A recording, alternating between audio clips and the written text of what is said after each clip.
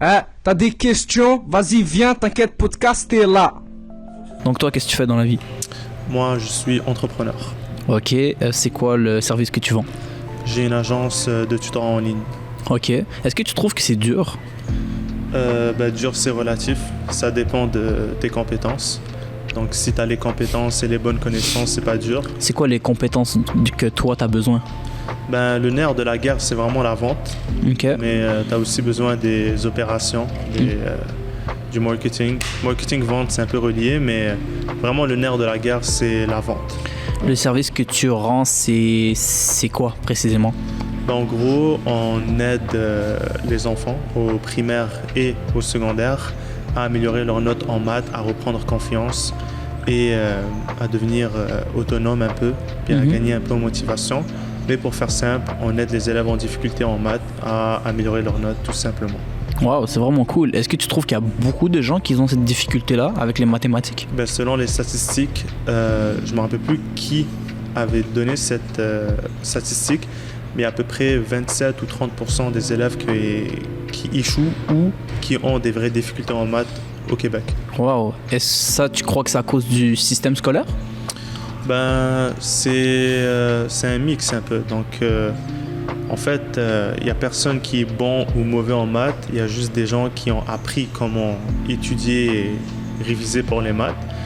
Et ouais, il y a le système aussi d'apprentissage actuel qui n'est pas optimal pour tout le monde parce qu'ils l'ont fait d'une certaine manière, mais il y a des millions et des millions d'élèves, donc forcément, ça ne peut pas fit pour tout le monde. Donc je dirais que c'est une des raisons qui cause ce problème. J'entends souvent dire qu'il y a des jeunes qui ont des problèmes de TDAH et que c'est une des principales causes de pourquoi ils ont de la difficulté à l'école. Est-ce que c'est vrai ou c'est juste un mythe? Je sais qu'il y a des élèves qui ont un TDAH et ça peut leur causer des difficultés.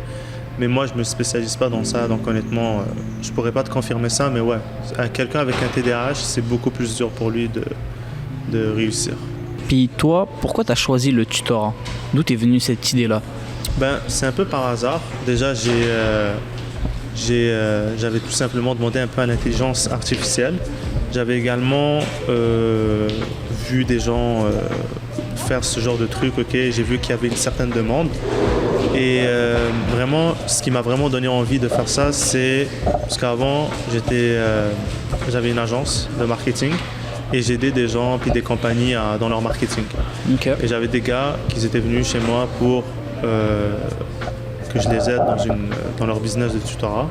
Et c'est à partir de ce moment-là que j'ai vu que l'idée, elle pouvait être bonne et j'ai décidé également de me lancer dedans. Ok, donc ce que tu as fait, c'est du marketing. Ensuite de ça, tu as fait une transition vers le tutorat. Ouais, exactement. Par curiosité, est-ce que tu es déjà allé à l'université? Non. Donc tu t'es arrêté au secondaire, cégep. Ouais. Puis c'est quoi qui t'a donné le déclic? Si tu es allé au cégep, c'est que forcément tu voulais potentiellement aller à l'université. Mm-hmm. Puis finalement, tu t'es dit, tu sais quoi, je vais tout lâcher puis je vais m'embarquer dans la business? Ouais, en gros, après le secondaire, au secondaire, j'avais déjà mon business qui roulait très bien. Après, je suis parti au cégep pour continuer mon cheminement scolaire. Et j'avais pris gestion de commerce comme choix de cours. C'était une technique. Et j'ai été déçu. Très déçu. Pourquoi? Parce que moi, j'avais déjà une certaine expérience en business. Donc mon business générait déjà plus de 5 chiffres par mois. Et j'avais déjà investi beaucoup dans des formations qu'on peut retrouver sur Internet privées. Et ce que j'avais appris dans ces formations-là, c'était ce que j'apprenais, mais en moins bien à l'école. Okay. Tu vois? Okay. Je trouvais que les trucs que j'apprenais à l'école, c'était pas actionnable. Okay. Et c'était pas aussi représentatif de la réalité. Okay. Donc par exemple, on passait beaucoup de temps dans la théorie, de la planification, mais quand tu arrives dans le terrain, en fait, tu te rends compte que tout ce que tu avais planifié, ça se passe pas comme prévu, tu vois. Puis en fait, j'ai juste perdu l'intérêt d'aller au cours parce que j'apprenais pas quelque chose. Et après 3 sessions, j'ai juste arrêté. Avant de terminer cet épisode, si tu devais donner un conseil à un jeune entrepreneur qui est à l'école et qui veut également s'embarquer là-dedans, qu'est-ce que tu lui conseillerais de faire? Je lui dirais de ne pas quitter l'école tant qu'il n'a pas au moins atteint 6 à 8 000 dollars net pendant 6 mois d'affilée minimum. Mais idéalement, il doit être capable de maintenir ça 12 à 24 mois Ok. avant de se proclamer entrepreneur. Et tu lui conseilles, ça veut dire que tu lui conseilles de continuer ses études tout en faisant de l'entrepreneuriat sur le côté? Ben, c'est le choix parce que veut pas, c'est pas tout le monde qui est fait pour l'entrepreneuriat, tu vois. Ben, tout le monde peut, mais tout le monde n'est pas prêt à faire ce qu'il faut faire. Donc je lui dirais de peut-être réduire ses cours s'il veut, mais de pas quitter l'école tant qu'il n'a pas un truc qui fonctionne pour de vrai, parce que si tu n'es pas capable d'assumer l'école, tu seras encore moins capable d'assumer un business. Je te remercie mon ami, c'était très sympa. Ben, merci à toi, c'était un plaisir. Choisir son programme au cégep. Là en ce moment t'es au secondaire ou au Je cégep? suis au cégep. T'es au cégep? Ouais. Puis tu veux faire quoi plus tard? Je sais pas. En ce moment, je suis en design de mode. Ok, Fait que- donc t'es un petit peu dans la thématique que toi t'aimes déjà. Ouais, c'est ça. C'est vraiment cool, c'est vraiment cool. Mhm. Tu fais ça au cégep de Marie-Victorin. C'est ça, parce que je pense à l'Assomption, ils font pas ça, right? Non. Ok, c'est ça que je me disais. Marie-Victorin, c'est le seul qui a ce programme-là, dans le fond. T'aimes bien les cours qu'ils offrent? Ouais. Ok. Ok. C'est quand même... honnêtement, pour les gens qui veulent faire ça, je pense que tu dois faire ton research. Parce que c'est pas facile. Ah ouais? C'est vraiment... Ce programme-là, il est tough. Puis il faut que tu sois dedicated. Parce que je ouais. sais qu'il y a beaucoup de gens qui vont dans le sens comme « Ah, c'est facile, tu vas juste faire des dessins, tu vas faire du shopping. » Mais Exact. c'est vraiment... Genre, il y a beaucoup de gens qui ont drop out à cause que, justement, c'est pas ce qu'ils s'attendaient, puis c'est plus difficile. Genre, il y a qu'ils beaucoup de pensaient. matière. Ouais. C'est c'est une technique de 3 ans, dans le fond, puis c'est 9 à 10 cours par session. T'as appris beaucoup de choses dans ce programme? Ben, je viens juste de commencer, Ah, là. ok, fait que- c'est bon. Je vais te laisser le temps. Je vais te Ouais, laisser le temps c'est de- encore ma première session, mais c'est vraiment fun. Genre, si tu sais c'est quoi, puis si ça t'intéresse, c'est vraiment fun. Je te remercie pour ton temps. Merci Donc, à toi. Voilà. Ok, donc ouais, tu peux faire de la SMR si tu veux. hein. D'accord. Donc, oui, je t'écoute. Bah oui, ben aujourd'hui, Mhm. on va parler de la bouffe. Ok, La nourriture, guys, ok. guys. Et pas des eating disorders. Des quoi? attendez, laissez-moi cook. Ok, je te laisse cook. Ok, et pas des eating disorders. Il y a vraiment beaucoup dans la vie. Et genre, faut voyager pour essayer la nourriture autour du monde. Comme Mhm. la nourriture, c'est tellement une belle chose Ok. Toi, tu viens d'où, by the way? d'Haïti. Tu manges de la nourriture haïtienne? Est-ce qu'on Bien dit sûr. de la nourriture créole ou haïtienne? Je sais pas. Ah, haïtienne. Parce que Haïtienne. créole, c'est la langue. J'ai déjà mangé poulet avec du riz, le pickles, c'est comme ça qu'on appelle ça. Ouais, C'est très piquant, right? j'espère. Mais toi, t'aimes ça, l'épicé? Oui, je mets du piment dans tout. Ok, Je le d'accord. coupe et je le mets dedans. Ok, puis c'est quoi ta nourriture préférée? La poutine. Mais, La poutine. oui. So, tu me parles de s'ouvrir aux cultures, s'ouvrir à, Bah ouais. à tous les types Je de suis nourriture. haïtienne, mais j'aime la poutine du Canada. Moi, je suis un Canadien québécois. Un Français, Canadien français. C'est ton repas préféré? Ben oui, je comprends, c'est un classique. Honnêtement, c'est vraiment bon la poutine. Là. Ben oui. Patates frites sauce avec le Toutes les fromage. sortes. Il y a même une poutine haïtienne. Poutine Vous voyez? haïtienne? Oui, My God, c'est quoi que vous mettez là-dedans? du griot, du pickles. et Ok, du donc gravy. ça, je pourrais dire, je fais une poutine algérienne, je mets du couscous dans ma poutine. Est-ce que tu trouves que ça fait du sens? Ouais, ça avait fait du beaucoup de sens. Ok. Mais on dirait que tu avais une reproche à faire. Genre, je comprends pas, c'est les gens ils sont pas assez ouverts aux autres cultures? C'est quoi? Oui, il y en a qui, genre, ils aiment trop juger, comme ils vont sentir la nourriture, puis ils vont faire ah! Ils trouvent Ah, que pas ça des- sent pas bon? Ouais, Voilà, l'odeur, ça ment pas. Hein. En règle générale, quand quelque chose sent pas bon, je peux comprendre pourquoi t'as pas envie d'en manger. C'est la même chose quand tu goûtes quelque chose et ça goûte pas bon. je sais, mais comme il y a des fois, il y a des nourritures, comme ils vont sentir mauvais, mais ils goûtent tellement bon. Donne-moi un exemple. Mais un repas genre ordinaire, là, que tout le monde connaît, qui sent pas bon mais qui est super bon. J'ai un exemple en tête. Lequel? Ben, c'est pas un repas, mais le fromage. En règle générale, les gens disent que ça sent pas bon. Pourtant, c'est très bon. C'est vrai. Donc toi, est-ce que tu penses à un repas en particulier? Je sais pas, moi, je sais pas si tout le monde mange de la chèvre. De la Mais- chèvre? Oui. La chèvre, en vrai, genre, c'est une viande qui pue, mais ça goûte vraiment bon. Ça sent pas bon la chèvre? Ouais. Moi, je Ah trouve, ouais? personnellement, moi, j'aime pas l'odeur, là, mais ça goûte très bon. Je sors pas, moi, je mange juste à la maison. C'est trop Ok. cher. Ça c'est bien. C'est un très bon choix que tu prends présentement. Je crois. Tu Je mange travailles? pas des restos. Je mange dans des fast-food. Tu Mais vas dans des fast-food. Est-ce que Oui. tu travailles en ce moment? Non. Non? Ouais, je comprends pourquoi tu vas pas au resto. Donc c'était tout pour aujourd'hui. C'était très très cool. Merci. Merci à toi. Toi, tu étudies encore en ce moment? Sciences humaines, administration. C'est ça que tu veux faire plus tard? En fait, ça n'a aucun rapport avec ce que je vais faire plus tard, littéralement. C'est quoi que tu veux faire plus tard? Je vais être notaire. Tu Et vas en être fait- notaire? Ouais. Mais alors, pourquoi tu vas pas dans un programme pour devenir notaire? Parce qu'il n'y a pas de programme pour être notaire. C'est n'importe quel programme et après tu vas. T'es en sûr de droit. ça? Tu dois pas aller en sciences humaines? Pas du tout, ça n'a aucun rapport. Ça, c'est Ok. comme avocat, même avocat, genre, t'es pas genre, obligé d'aller en sciences humaines justice ou même faire technique en justice. Genre, tu peux directement faire un programme qui, genre, dire random et après aller en droit à l'université. Ok, tu dois aller à l'université pour devenir notaire? Ouais, obligé, il n'y a pas de technique pour ça. Pourquoi tu veux être notaire? D'où t'es venue cette idée-là? Parce qu'en fait, je voulais être avocate à la base, Ok. mais j'ai la flemme de faire le barreau. Parce Ok. que moi, cet examen-là me stresse. Parce que je sais que je vais être fucked up. Mhm. Donc je me dis, rendu là, le truc à côté, c'est le notaire. Parce que ça a rapport avec le droit, mais t'as pas à plaider à la cour, on va dire. Ok, d'accord. Puis c'est quoi le rôle d'un notaire? Le notaire, c'est celui qui fait les contrats pour tout ce qui est, on va dire, contrat de mariage, quand t'achètes une maison, quand t'achètes une voiture, comment on dit, tu vois, quand tu meurs, là. Le testament, genre, Ouais. c'est lui qui va t'aider à le rédiger, puis qui va après l'appliquer à ta mort, genre, dans le fond. Ok, d'accord. Et comment t'es rémunéré par rapport à ça? Bah, t'es rémunéré, en fait, ça dépend. C'est soit, genre, t'as une rémunération par rapport au contrat que tu fais, genre un contrat à tel prix, à tel price, ou bien, genre, si tu restes sur une. Tu sais, quelqu'un qui va vraiment dire, genre, quand tu travailles avec une société qui, par exemple, comme toi, tu vois, tu fais. Tu vends les maisons, là, je sais quoi le nom du truc. Courtage immobilier? Voilà. Tu vois, genre, si on va dire que je travaillais avec toi exclusivement, on va dire, bah pas exclusivement, mais je travaillais avec toi en mode sur du long terme, vu que t'as souvent le à faire, tu vois, tu peux me référer en tant que notaire à tes clients. Ouais. Et tout, bah genre, je peux travailler avec toi au long terme, genre. Ok. Tu sais c'est quoi un courtier hypothécaire? Même pas.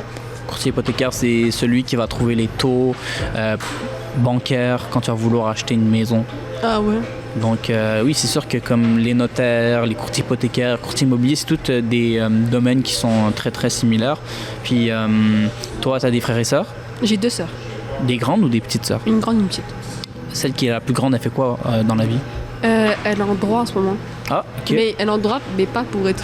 Pas aller en droit. En fait, elle fait un bac cumul Ok. avec droit, administration et l'autre truc que j'ai oublié, mais c'est pour être RH à la fin. Ok, faire de la ressource humaine. Ouais. Ok. Puis ça veut dire que ton parcours va être un petit peu similaire aussi, non? Bah oui, vu qu'on va. Bah en fait, elle a fait juste 1 an d'université en droit, alors que moi j'ai fait les 4 ans pour être notaire justement. Ok, cool, cool. Bah écoute, je te remercie, c'était très intéressant. Très court. Tu veux devenir... Ouais, exact. Mais c'est ça le principe du podcast. Donc dès que l'épisode va sortir, on va te tenir au courant. C'est sur YouTube, Spotify. Ah, cool. Donc voilà. Bah, si t'as besoin d'un notaire, je suis là. Ok, c'est cool.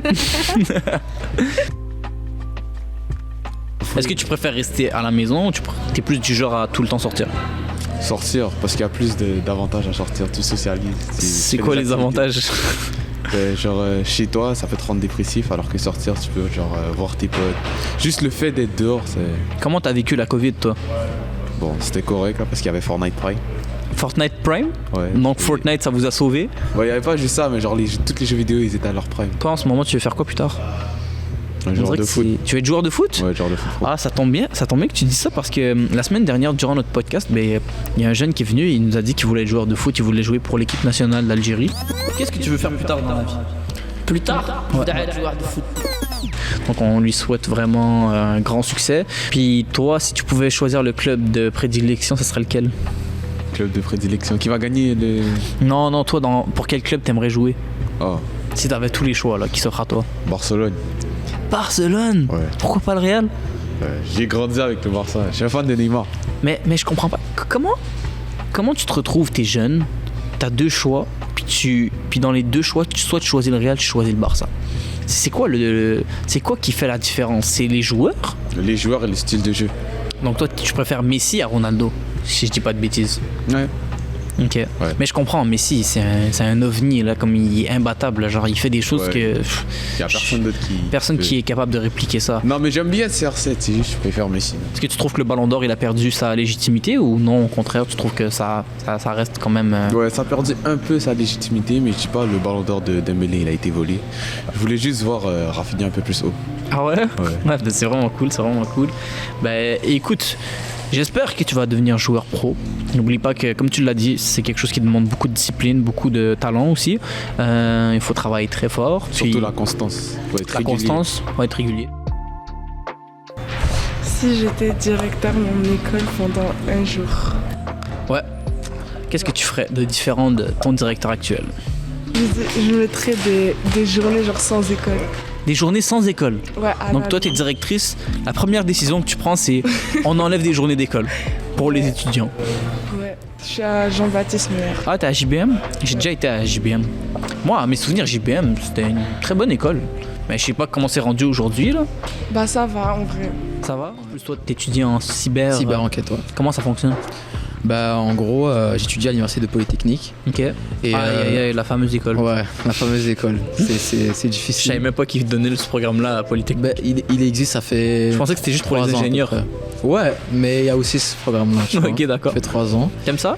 Ouais, franchement, c'est grave intéressant. Puis est-ce que c'est Franchement, dur? j'aime beaucoup. Ça dépend des cours. Pour l'instant, c'est beaucoup de théorie. Ok. Quand c'est la théorie, c'est facile, mais quand c'est du technique, c'est beaucoup plus compliqué. Ok, d'accord. Mais c'est pour faire quoi plus tard?